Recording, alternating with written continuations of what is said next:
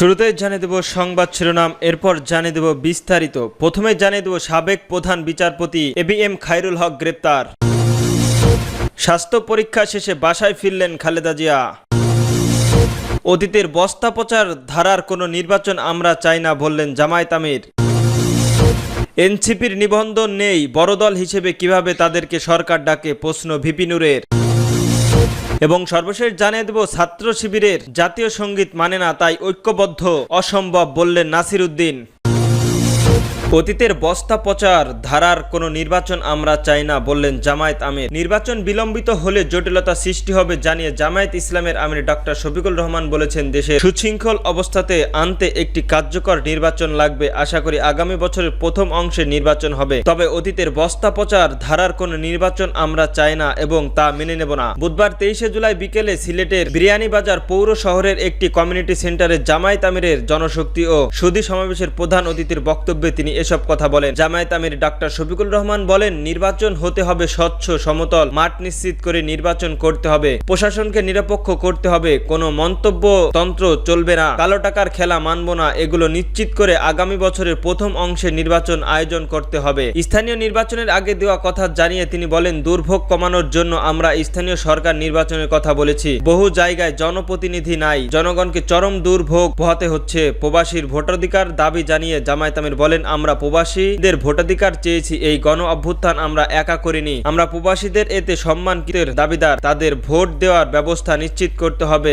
আল্লাহর ইচ্ছায় স্বৈরাচারী আওয়ামী লীগ সরকার পতনের হয়েছে মন্তব্য করে ডাক্তার শফিকুল রহমান বলেন, আমরা গভীরভাবে বিশ্বাস করি আল্লাহ তাআলা একান্তই ইচ্ছার এবং পরিবর্তিত হয়েছেন, আর জমিনের দায়িত্ব এবং কৃতিত্ব বাংলাদেশের 18 কোটি মানুষের। আমরা কেউ কোনো মাইন্ড স্টার মানি না এবং নিজেদের মাইন্ড স্টার দাবি করিও না। যদি আমরা নিজেদের মাইন্ড স্টার বলি তবে বাকি সবাইকে আনমাইন্ড করা হবে। তরুণদের কাজে লাগানোর কথা জানিয়ে তিনি বলেন, অনেকেই দেশে 42% বেশি জনশক্তি এবং যাদের বয়স 70 বছরের বেশি, তাদের আমাদের দেশে 35 বছরের নিচে তাদের বয়স সংখ্যা বেশি। এরাই ক্রিয়েটিভ, এরাই এরা সমাজকে গড়ে দিতে পারে, এদের উপর নির্ভর করে যুগের সাথে সমাজকে পরিবর্তন করতে হবে, এটা বিশাল একটা শক্তি আমাদের দেশে। জামায়াত আমির আরো বলেন, দেশের মাটির নিচে আল্লাহর সম্পদ দিয়েছেন, মাটির উপরে দিয়েছেন সমুদ্র, তলে আল্লাহর সম্পদ দিয়েছেন, কিন্তু এত সম্পদ দেওয়ার পরেও কেন আমরা দেশটা গড়তে পারলাম না? কেন এই ইনসাফ ভিত্তিক সমাজ আমরা গত 54 বছরে পেলাম না? উত্তর একটাই, এই সম্পদের কারণে আমরা পারিনি, সেটা হচ্ছে চরিত্রিক সম্পদ। এনসিপির নিবন্ধন নেই, বড় দল হিসেবে কিভাবে তাদেরকে সরকার ডাকে, প্রশ্ন নূরের। অন্তর্বর্তীকালীন সরকারের প্রতি বৈষম্যমূলক আচরণ ও পক্ষপাতের অভিযোগ তুলেছে গণ অধিকার পরিষদের সভাপতি নুরুল হক নুরু। বুধবার 23শে জুলাই 13টি দলের নেতাদের সঙ্গে বৈঠকে বসেন প্রধান উপদেষ্টা ডক্টর মোহাম্মদ ইউনূস। বৈঠক শেষে তিনি অভিযোগ করেন, নুরুল হক নুরু বলেন, গণ অভ্যুত্থানের পরে বিপুল জনসংখ্যা বা জনপ্রিয় জনসম্মিত সরকার যদি কোনো নির্দিষ্ট দলের প্রতি হেলে যায়, তাহলে তাদের প্রতি জনগণের সমর্থন সরে যাবে, যার ফলে আগামীতে কিন্তু প্রশ্ন তৈরি হতে পারে এই সরকারের অধীনে একটি সুষ্ঠু নির্বাচন হবে কিনা। সেটা আজকের বৈঠকে আমরা সরকারকে মনে করিয়ে দিচ্ছি। তিনি বলেন, বিএনপি রাষ্ট্রীয় ক্ষমতায় ছিল, এখনো রাজনৈতিক মাঠে তাদের একটা শক্ত অবস্থা আছে। বিএনপির মতো একটি বড় দলের সঙ্গে আলাপ করতেই পারে, খুব স্বাভাবিক, কিন্তু 4টা দলকে কোনো ক্রিটিকর দল হিসেবে সিলেক্ট করলো সরকার। নুরুল হক নুরু বলেন, গতকাল রাতে বৈঠকে ডাকা 4টা দলের মধ্যে তো একটি দলের নিবন্ধন নাই, সদ্য গঠিত হয়েছে। এই অভিযোগটা আজকে 13 দলীয় বৈঠকে সব দলের নেতারাই উপস্থাপন করেছেন। আমরা চাই অন্তর্বর্তী সরকারের পক্ষ থেকে একটা নিরপেক্ষ আচরণ এবং এই গণ অভ্যুত্থানের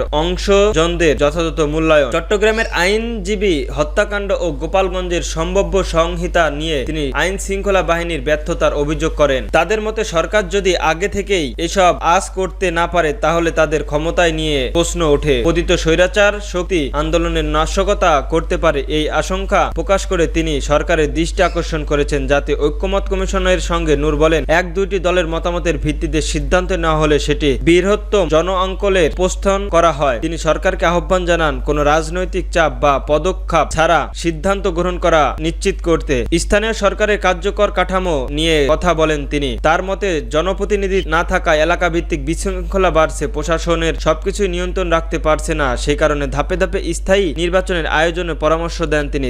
আরো অভিযোগ করেন, গত 11 মাসে এনসিপি ছাড়া আর কোনো ছাত্র সংগঠনের সঙ্গে সরকার বসেনি। বিভিন্ন ছাত্র সংগঠনের শীর্ষে নেতাদের সঙ্গে মতবিনিময় প্রস্তাব রাখেন নূর, যাতে সরকার আস্থা সহ দিচ্ছে বলতে জানান তিনি। শিবির জাতীয় সঙ্গীত মানে না, তাই ঐক্য অসম্ভব। নাসিরউদ্দিন, বাংলাদেশ ইসলামী ছাত্র শিবির জাতীয় সঙ্গীতের চর্চাকে বাধাগ্রস্ত করে এমন অভিযোগ এনে সংগঠনটির সঙ্গে কোনো ছাত্র গঠনের ঐক্য সম্ভব নয় বলে মন্তব্য করেছেন জাতীয়বাদী ছাত্র দলের সাধারণ সম্পাদক নাসিরউদ্দিন নাসির। বুধবার 23 জুলাই রাজশাহী বিশ্ববিদ্যালয়ের টিএসিতে ছাত্র দলের আয়োজিত অনুষ্ঠিত জুলাই শহীদ স্মরণ সভায় প্রধান অতিথির বক্তব্যে তিনি এসব কথা বলেন। নাসিরউদ্দিন বলেন, কিছুদিন আগে শাহবাগের আওয়ামী লীগের নিষিদ্ধ দাবি একটি আন্দোলনে ছাত্র শিবিরের বিভিন্ন সংগঠন অংশ নেয়। সেখানে তারা জানান, আন্দোলন চলবে ঠিকই, তবে জাতীয় সঙ্গীত গাওয়া যাবে না। যারা বাংলাদেশের জাতীয় সঙ্গীত গাইতে দেয় না তাদের সঙ্গে কিভাবে ঐক্য হতে পারে আমি বুঝি না। ছাত্রলীগ ও শিবিরের মধ্যকারের কৌশলগত সম্পর্ক রয়েছে বলেও দাবি করেছেন তিনি। নাসির বলেন, ছাত্রলীগের কোনো নেতাকর্মীকে যদি ছাত্রদল পুলিশে দেয় তাহলে দেখা যায় ছাত্র শিবির এসে তাকে ছাড়িয়ে নিয়ে যাচ্ছে,